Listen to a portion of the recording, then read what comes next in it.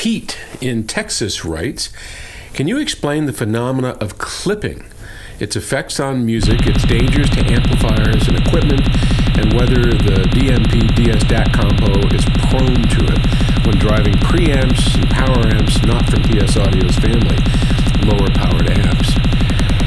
There's a Pete, there's a lot in that. Let's just let me talk about clipping for a moment, and I'll see if I can. I'm going to leave it down and see if I can get to that. So clipping is a phenomena that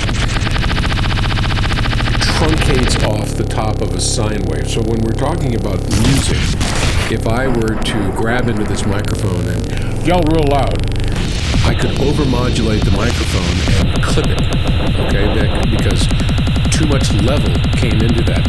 And if we were to look at, I should probably get some kind of drawing materials, but if we're to look at a sine wave, we have these nice gentle curves, right? And clipping, you would actually whack off the very top of the sine wave and create almost a square wave.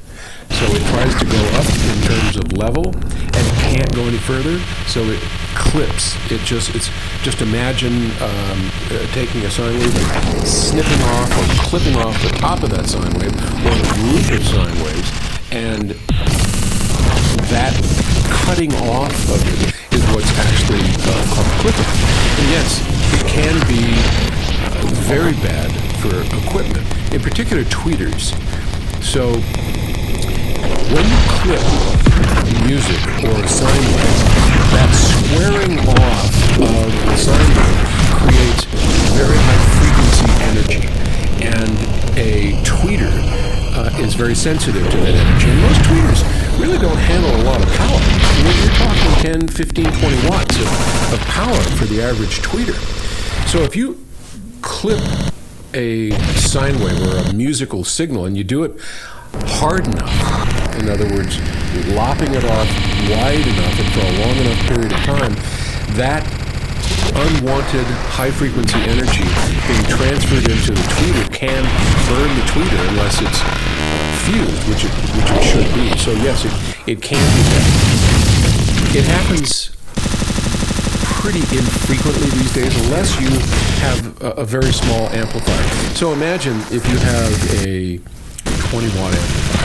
Most of us have hundreds of watts in our amplifiers. But if you had an amplifier that was pretty small and it was a solid state amplifier, then your chances of clipping if you crank the volume up are pretty good if your speakers are reasonably efficient. I mean, they're in the 90 to 95 dB efficiency, 89, somewhere around there. If you had really efficient speakers like a lot of horns are, 99, 97, very high efficiency, then it doesn't take many watts to drive those speakers to a very loud level. And in that case, you wouldn't get any clipping, even if you played it very loud. So there's a whole bunch of factors going on here for clipping. So you can't just make any sweeping statements other than if you are clipping your system, it's not a good thing. It'll sound bad, and it could possibly damage your tweeter. Now, Pete also asks if DMP, which is our direct stream memory player, and the DS-DAC combo are prone to clipping when driving preamps and power amps. Again, kind of a broad question. In general, no. 99.9% of any digitally recorded audio is not, it has no clipping.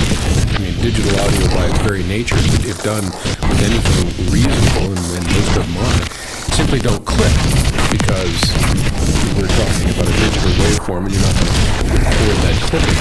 But I think what Pete means is whether or not the loudness out of a DMP DAC combo from us will exceed the input voltage requirements or limitations of a power amp. And yeah, it could. But in general, by the time you get it up to that level of loudness to where it's potentially going to clip, your hair's standing back on end. I mean, you got a lot of level for most loudspeakers. So I don't think it's something I would worry about. What a great question. Thanks, Pete.